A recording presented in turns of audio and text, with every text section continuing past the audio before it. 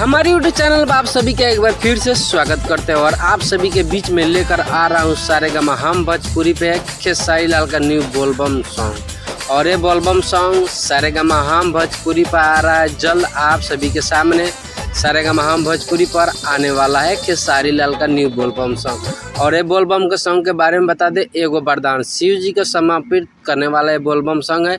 खेसारी लाल वरदान मांग रहे हैं शिव जी से और मांग रहे हैं शिव जी से वरदान, तो बहुत बेहतर सॉन्ग होने वाला है क्योंकि सारेगामा हम भोजपुरी पर आ रहा है। सारेगामा हम भोजपुरी बेहतर क्वालिटी बेहतर क्वांटिटी के लिए जाना जाता है, तो बेहतर बोलबम सॉन्ग होने वाला है।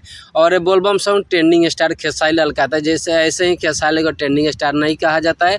और सोमवार को रिलीज होने वाला है सारेगामा हम भोजपुरी से।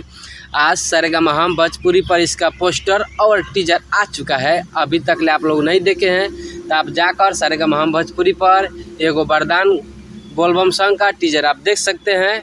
और आप सभी के बीच में एक बार फिर खेसारी लाल नए धमाल के साथ नए अंदाज के साथ न्यू बोलबम के साथ आ चुके हैं आप सभी के मनोरंजन कराने के लिए। तो खेसारी लाल के बोलबम सॉन्ग को आप लोग प्यार और दुलार दीजिए।